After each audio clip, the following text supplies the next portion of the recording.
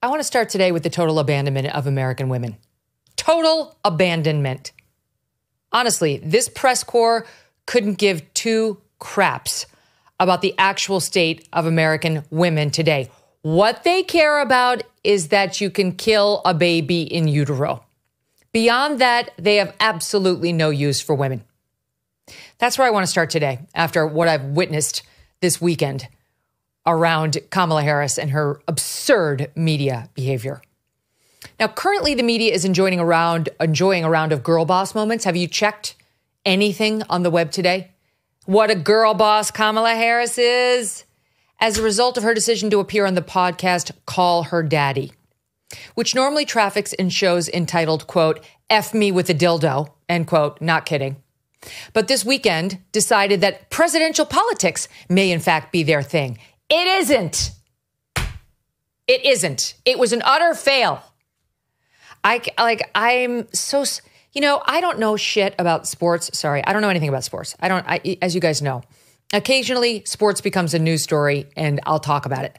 But I'm very quick to disclose I don't know anything about it. And I certainly would never be the person purporting to do an important interview of a sports figure who's in the center of some sports storm, as opposed to just my role over here as a random commentator when it becomes news. That's the position this person was in.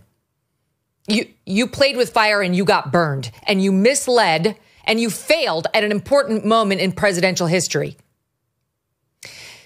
There's so much to go through. The particular moment that's being celebrated this morning had Kamala Harris responding in this interview to a barb from Arkansas Governor Sarah Huckabee Sanders. It was akin to the childless cat lady remarks from J.D. Vance, which were years ago, right? He made those comments 3 or 4 years ago. They got brought up again against him once he was named as Trump's running mate. And for some reason, Huckabee Sanders thought it might be a great idea to double down on them. She said last month at a town hall the following. As my eyes fill with tears, my sweet daughter reaches up, pats my shoulder, and says, "It's okay, Mommy. One day you can be pretty too." So my kids keep me humble. Unfortunately, Kamala Harris doesn't have anything keeping her humble. She didn't need that last line. She didn't need it. It was dumb politics. And I love Huckabee Sanders, but this is stupid for Republicans to keep doing this. Okay, so Harris goes on this podcast and the host brought it up, and here was Kamala Harris's response. I don't think she understands that there are a whole lot of women out here who, one, are not aspiring to be humble. Oh, Lord. Two, a whole lot of women out here who have a lot of love in their life, family in their life, and children in their life. And I think it's really important for women to lift each other up. I have 2 beautiful children, Cole and Ella, who call me Mamala. We have a very modern family. My husband's ex-wife is a friend of mine, and I love those kids to death. And family comes in many forms, and I think that increasingly, all of us understand that, this is not the 1950s anymore. Families come in all kinds of shapes and forms. All right. First of all, it is absurd for anyone on Team Trump to be ripping on someone else for not being humble enough. Okay? This just was not a smart attack. Second, did the GOP not learn its lesson with the J.D. Vance comments and the blowback, which he's still laboring under? I understand what he was trying to say. We've talked about it on this show. He gave me his first interview. We went through it all. But there's no question that this is not a smart line of attack that the right should double and triple down on. You heard when Tucker came on this show, he expressed that he felt bad. He said, as a cable news host, I think I egged him into that, and I was kind of snarky, and I wish I hadn't, and I'm sorry for it. Stop doubling and tripling down on this dumb attack, okay? Not having biological kids is not disqualifying for someone who wants to hold higher office, nor does any presidential candidate have a lot of humility. okay? That it would be great if they could find some. It would be great. But anyway, for the love of God, Kamala Harris has enough real and deeply disturbing personality traits and policies to actually attack her on. This one is not necessary. But as for the way Kamala Harris actually responded to this, it's not a girl boss moment. It wasn't empowering. It was off-putting. Everyone who runs for office should be looking for a little humility, for a little opportunity to be humble. All the leaders should. We don't need God-complex presidents thinking they alone know best when it comes to free speech, Madam Vice President, or forever wars, right? She has virtually no governing experience. She was a lifelong prosecutor who then spent 3.5 years in the vice presidency doing ribbon-cutting events. Her one actual responsibility was the border, and we all know how that went. But had she actually spent the last term governing and making decisions for this country, I think she would likely realize that humility might actually be a good thing, not something she needs to eschew just to sound tough. We're not looking to be humble. Okay. I mean, honestly, to me, it was like the exact same thing as I eat no for breakfast, that routine she's been giving. It shows a fragile ego. She's insecure. She doesn't have the goods, and she knows we know. We do know, Kamala. We all see it. Well, today that story's everywhere. It's everywhere. The media's loving this comeback she gave. You go, girl. So the system is working exactly as it has been lately, and as the Democrats think it should. The Democratic presidential candidate avoids virtually all real questions in the press, right? Like she's in a new form of the Presidential Protection Program. She goes instead on some sex podcast where she knows she will get no tough questions. She gets digitally filleted by the host. And then the sycophant media gets off on the performance, telling us all how good it was. It is the presidential equivalent of a visit to the Amsterdam red light district or the 1970s Times Square back alleys. They all need a shower, and we are all feeling grosser for having heard about or witnessed it in the first place. Okay. Here's the real problem, though. Not one of those media enablers has reported on the story that we may be about to put a woman abuser in the White House as, quote, first gentleman. Doug Emhoff, the husband of Kamala Harris, has been accused of assaulting his ex-girlfriend not 12 years ago, in front of a red carpet gala on the street in France in 2012, right before he met Kamala Harris. And not a single one of these same guffawing media outlets has written one word about it. We discussed this in detail on Friday's show. Now, we understand that Ms. Harris sat for this particular interview the day prior to the Daily Mail report breaking the news of Emhoff's alleged assault. Fair enough. The host did not know. But Kamala Harris almost certainly did. And listen to her go on that podcast and talk about what a champion of women Harris is. We still have so far to go on the issue of child sexual assault. Just like in a previous time, the issue of domestic violence. People didn't talk about domestic violence. And part of it was this really warped idea that, well, what happens in the home is none of our business. But if it happened on the street, it would be our business if we witnessed it on the street. And so the point being that abuse of anyone is something we should all take seriously, as opposed to saying it's not our business. It's something that we have to agree should not happen, and whatever resources and whatever attention we can put into reducing the likelihood that it happens is worthwhile. If it happened on the street, it would be our business. You heard it from her directly. If it happened on the street, it's our business. Abuse of anyone is something we should all take seriously, as opposed to saying it's not our business. And whatever attention we can put into reducing the likelihood that it happens is worthwhile. Then do that, Madam Vice President, do that. Because this did allegedly happen on the street, so it is our business by your rule. This is something some of us are taking seriously, as is your rule. And we here at the MK Show, as well as at the Daily Mail, which broke this story, are putting attention into reducing the likelihood that it happens to someone else by reporting on the story. Madam, why won't you follow your own rules? We've gotten no comment from you at all. An unknown campaign spokesperson gave a benign statement to Semaphore saying the report is untrue.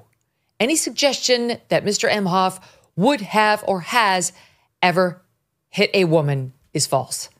Totally generic and doesn't respond to the vast majority of the report. You've sat idly by and you've celebrated as this media has made a hero out of your husband, knowing about the nanny. And if the second Daily Mail report is true, knowing that he paid her 80 grand to stay silent after she lost their baby, which she blames on him. You watched as they said he has single-handedly redefined masculinity, that he's a wife guy, that, quote, supporting women is just something he's always done. What a crock. We played you the Jen Psaki stuff on Friday. Another so-called journalist actually had Doug Emhoff sit for an interview after the Daily Mail story broke. What a get. Great. Maybe he'll ask him, does anyone give a damn about domestic violence? Maybe this guy does. Abuse of a woman in public on the street? Kamala Harris says we have to pay attention to that kind of thing. Here's Tim Miller of The Bulwark, an entity whose very existence is due to their deep loathing of one thing, Donald Trump. I don't mind taking shit.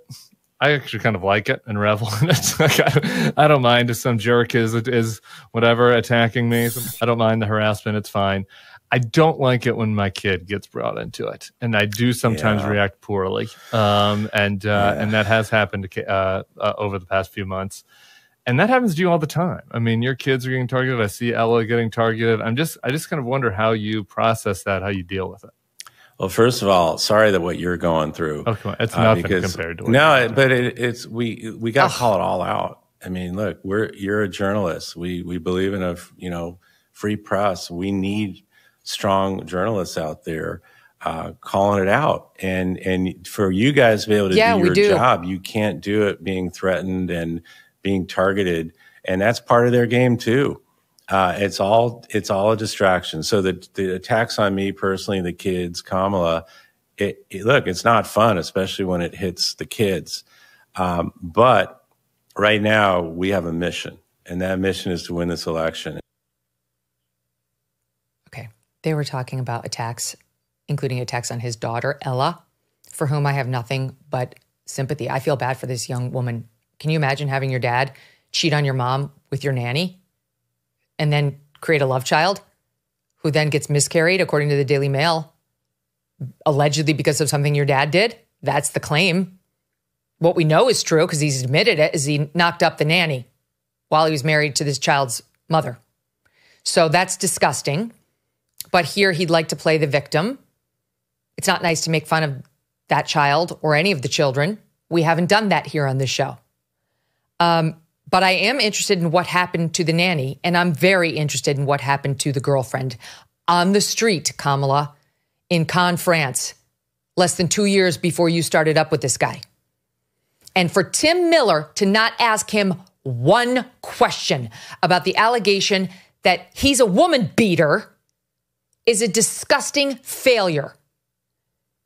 It is yet another dereliction of journalistic duty, and he does consider himself a journalist now, amazingly. I don't even care if you do. I don't care if you consider yourself a journalist, a sex podcast host, whatever. You get this guy sitting in front of you, you ask the question that is in the news that he's now responded to through a campaign spokesperson to ask whether he actually hit his girlfriend in 2012 outside of a red carpet gala in Cannes, France. And whether there will ever be tape of such a thing, or if that person is not actually, wasn't the subject of his abuse, why won't he put her forward? Can we expect to hear from her? because you guys out there know if you were wrongly accused of hitting or punching a girlfriend and you didn't do it, you would go to her and say, please tell the world this is a lie. Where is she? Why hasn't he? Why didn't you ask, Tim Miller? This media is too busy celebrating her girl boss moment to talk about the fact that on her arm, she may be escorting a woman abuser right into the Oval. Easter egg hunt, Christmas tree party, all of that. Great. How many women are going to get to go and have Doug Emhoff put their arm around them if she becomes president at the White House Christmas party and wonder whether he used that same arm to smack a girlfriend across the face because she allegedly placed her hand on the shoulder of a valet to get a cab? I mean, this is just, we've fallen so far, I can barely hold on. I'm holding on by my fingertips to see a press corps that I recognize as vigorous and honest and not owned by anyone in power. As for the rest of the Harris interview on this sex podcast, which I realize does other things besides sex, but not many. I've never listened to this thing a day in my life. My team has pulled sound bites, which I think might be too filthy for us to actually play. But I gave you the feel for what she does. The young host admits at the top, to her credit, that she's not the one who should be asking questions about the economy, immigration, or fracking. Good. I appreciate that. And there might be a lane for her to ask questions. But in this position, a month out from the election, one has to stop and ask oneself, why did she come to me? Am I being used? And do I really want to be this person's stooge? Instead, what appears to have happened here was the host decided to make the entire interview about the area she claims to know best, women, women's rights. All right, I'm listening. Do you? Like you say you talk about it all the time. Actually, what that turned out to mean, not a surprise, given that this is an obvious leftist, is one thing: abortion. Abortion, abortion, and more abortion. And sure enough, that is what we got. We got the now oft-repeated lie that Georgia's abortion laws caused a young mother of one son to die as she was trying to abort her twins. In fact, she died of malpractice when, after taking the abortion drug, she was forced to wait too long for a perfectly legal D&C by her Georgia doctors. Her family should sue over that. We got a lie from Kamala Harris that the GOP wants to take away women's birth control, which is not true. We got the host seemingly upset that Trump has called Ms. Harris names in the past, like dumb. The question was, how does that affect you when he calls you those names? Well, gee, how do you think it affects Trump to be called a sexual predator by Kamala Harris, a fraudster, a criminal, Hitler by her top surrogates and supporters? Might that warrant a response of, she's crazy, she's fake, she's dumb, which are the adjectives the host brought up. You might want to contextualize your question so that the audience has some idea that these didn't come out of nowhere. The host seemed particularly bothered by Trump telling women at a rally in Pennsylvania not long ago that he would be their protector if he's returned to the Oval Office. Harris was allowed to rail on how that was a lie because he hand-selected the 3 judges who participated in overturning Roe versus Wade in the Dobbs opinion. And that was exactly what this host wanted to hear. I wonder if the host cares anything about issues affecting women other than abortion. Like, does she care that Kamala Harris and Joe Biden have changed Title IX with the stroke of their pen? And they've allowed boys and men's to take over women's sports and redefined womanhood to begin with? And that Trump has promised to reverse that?